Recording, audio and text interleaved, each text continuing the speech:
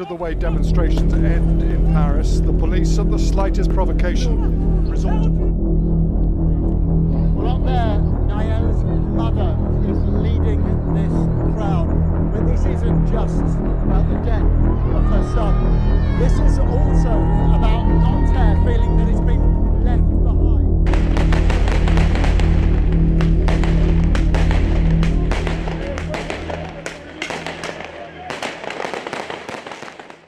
A huge police presence in cities across France has not prevented a third night of angry protest. 40,000 officers are on the streets to guard against more violence after the fatal shooting of a 17-year-old in Paris.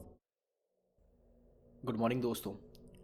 कुछ दिनों से आप हर news channel पे एक ही news देख रहे होंगे। पूरा फ्रांस आग में जल रहा है, लूट मार की जा रही है, तोड़ फोड़ है पूरे फ्रांस में। रीज़न क्या है इसका?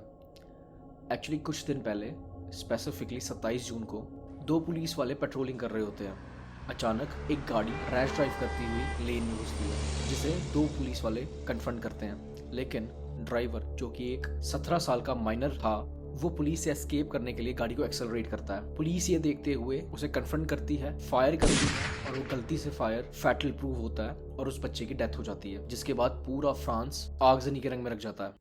लेकिन ऐसा हुआ क्यों? क्या रीज़न था? इसके लिए आपको फ्रांस की हिस्ट्री देखनी पड़ेगी। सर देखिए, फ्रांस में ना बहुत दिक्कत है इमिग्रेशन की। मिडिल ईस्टर्न कंट्रीज़ हैं, जब भी यहाँ टर्मोइल होता है, सिविल वॉर होता है, यहाँ से majority of the people move करते हैं towards European countries. Reason being कि वो एक अच्छा फ्यूचर देखना चाहते हैं। और नॉर्थ अफ्रीका की जितनी भी कंट्रीज हैं, इनकी प्राइम लोकेशन मूव करने के लिए होती है यूरोप। लाइक फॉर एग्जांपल आप इंडिया की बात कीजिए। इंडिया में जब भी कोई बंदा एक अच्छे फ्यूचर के लिए, although India is a superb country, लेकिन जब भी कोई एक अच्छी अपॉर्चुनिटी के लिए, एक अच्छे फ्यूचर के लिए मूव होने के लिए या इमिग्रेट होने के लिए सोचता है, तो we think for countries like USA, UK, Australia. The main reason is कि वहाँ पे इंग्लिश बोली जाती है। लेकिन नॉर्थ अफ्रीका की हिस्ट्री हमसे अलग है। जैसे इंडिया पे रूल किया था ब्रिटिश ने, वैसे ही नॉर्थ अफ्रीका की मेजर कंट्रीज पे रूल किया था फ्रेंच ने, या आप कहें फ्रांस ने। और दूसरी बात यह है कि नॉर्थ अफ्रीका और मिडिल ईस्ट से बहुत पास है यूरोप, तो ये दो मेन रीजन है। तीसरी बात यह है कि यूरोपियन यूनियन जो है, उनके अपने रूल्स के अकॉर्डिंग अगर किसी देश में सिविल वॉर है, तो यूरोपियन यूनियन उन्हें एंटर करने से रोक नहीं सकता। उन्हें उन लोगों को रेफ्यूज देना ही पड़ेगा। सबसे बड़ा रीजन ये है। देखिए, इसकी वजह से ना कुछ डेकेड्स में बहुत से इमिग्रेंट्स जो कि मिडिल ईस्ट से, नॉर्थ अफ्रीका से, सोमालिया से, बहुत कंसंट्रेशन में फ्रांस में आके रह गए हैं। और फ्रांस एक बहुत ही ज़्यादा डेमोक्रेटिक कंट्री है। लेकिन प्रॉब्लम पता क्या है कि एक अच्छे फ्यूचर के लिए एक रेफ्यूजी जब अपनी कंट्री को छोड़ के किसी देश में जाता है, तो वो ये चीज़ भूल जाता है कि किस कंडीशन से हताश होके वो इस देश में मूव किया है। यार, इतना ही अच्छा था आपका अपना देश, तो आप छोड़ के आए क्यों? अगर आप आ गए हैं और ये देश आपको एम्प्लॉयमेंट दे रहा है, आपको राइट्स दे रहा है, यू शुड रिस्पेक्ट दैट ना। आपका फेथ उस कंट्री के कॉन्स्टिट्यूशन में होना चाहिए। लेकिन नहीं, ये सब भूल के उसी देश की डेमोक्रेसी, उसी देश के लिबरल आइडियाज को यूज करके उसी कंट्री को तोड़ने की और वीक करने की कोशिश की जा रही है। पर आप ये मत सोचिए कि जो उस बच्चे की डेथ हुई है मैं उसे सपोर्ट कर रहा हूँ। नहीं, वो एब्सोल्युटली रॉन्ग है। उस पुलिस वाले को सजा मिलनी चाहिए, जो भी फ्रांस के कानून के हिसाब से बनती है, इवन ज्यादा मिलनी चाहिए, टू सेट एन एग्जाम्पल। लेकिन पुलिस वाले का अपना पक्ष क्या है? पुलिस वाले ने ये स्टेटमेंट दी है अपने वकील को, जो उसका केस चल रहा है। उसने ये बोला कि मैंने गोली चलाई, जो कि गलत था। मुझे दुख है इस चीज का कि एक बच्चा मरा है, पर मैंने गोली इसलिए चलाई because that boy was rash driving, he was breaking the traffic rules, और बाकी पब्लिक की जान को खतरा था, इसीलिए मैंने गोली चलाई। मैं गोली पैर पे चलाना चाहता था, लेकिन गलती से वो फैटल प्रूव होगी।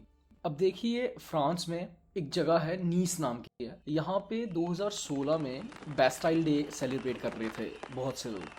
इतने में क्या होता है कि एक ट्रक आता है, 14 जुलाई की बात है, वैसे 14 जुलाई 2016, एक ट्रक आता है और वो सारी पब्लिक को कुचल देता है। बेकसूर लोग, बच्चे, औरतें, कोई काम पे जा रहा है, कोई काम से आ रहा है, किसी की फैमिली घर पे बैठी होगी, कोई किसी का वेट कर रहा होगा, और एक बंदा जो कि पागल है एक आइडियोलॉजी की वजह से, वो यार ट्रक लेके आता है और इतने लोगों को एक झटके में ख़त्म कर देता है। आपको पता है उस ट्रक ड्राइवर का नाम क्या था? मोहम्मद लाहेज बोहेल। और इसका जन्म पता कहाँ हुआ था? इसका जन्म हुआ था ट्यूनीसिया में। यानी ये इमिग्रेंट था और वहां से फ्रांस आया था 2005 में खाने के लिए, कमाने के लिए, एक अच्छी लाइफ के लिए। और किया क्या इसने? वहीं के लोगों को मारा। इसकी वाइफ के अकॉर्डिंग ये बहुत ज्यादा डोमेस्टिक वायलेंस करता था, जिसके बाद इसका डाइवोर्स भी हो गया था। ऐसा नहीं है कि ये रातों रात क्रिमिनल बन गया। इस एक्ट से पहले फ्रेंच पुलिस के पास इस पे 5 केसेस हैं क्रिमिनल। बट इस इंसिडेंट के बाद बहुत से इसके सपोर्टर्स ने ये क्लेम किया कि ये बंदा रिलीजियस नहीं है, he is not a Muslim, he doesn't even practice that, और ये पागल है। लेकिन रिसर्च ने और बहुत सी इन्वेस्टिगेशन ने ये बताया कि अटैक करने से कुछ मंथ पहले ये बहुत ज्यादा रेडिकल हो गया था और जिहादिस्ट मूवमेंट से बहुत ज्यादा इन्फ्लुएंस था। उसके दोस्तों के अकॉर्डिंग अप्रैल 2016 से ही मोहम्मद ने मॉस्क जाना शुरू कर दिया था।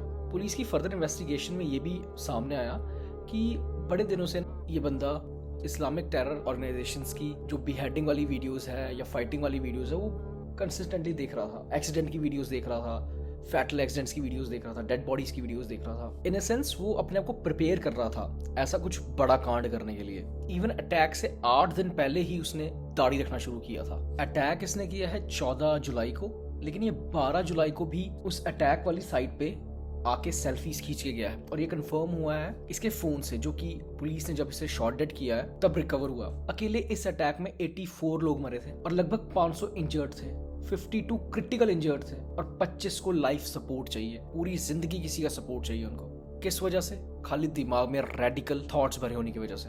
और इस सब के पीछे रीजन क्या था? रीजन ये था कि 2015 में फ्रेंच फोर्सेस ने एयर स्ट्राइक्स की थी सीरिया और इराक में, और उसका बदला इन लोगों ने अपने सिटीजन से लिया।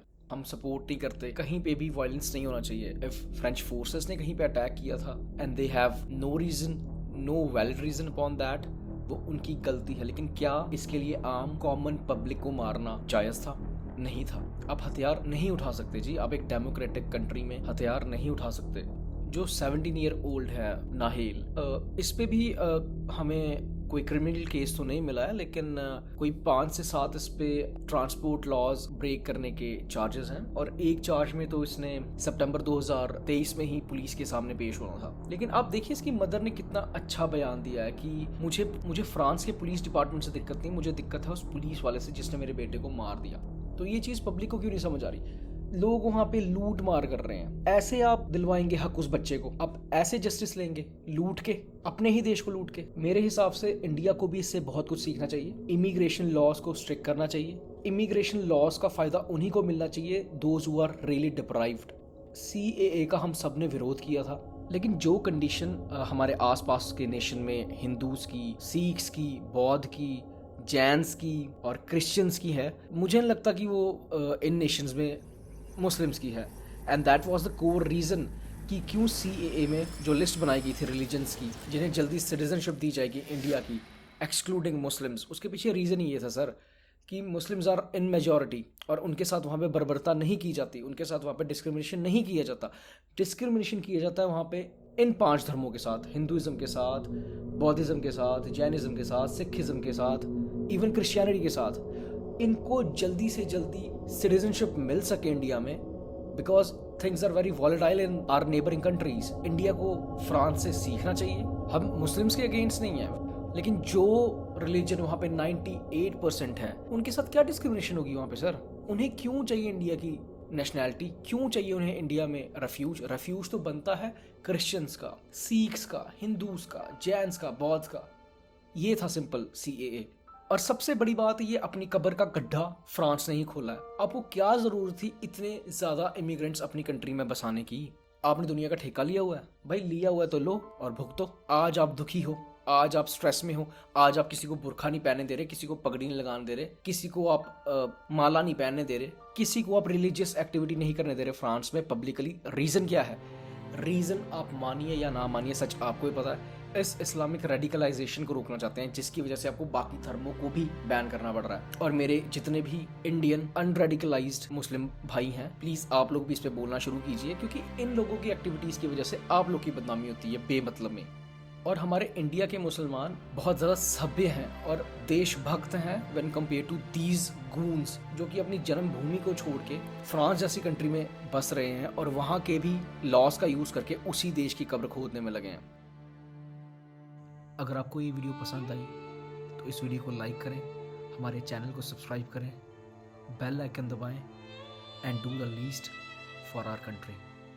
Jai Hind.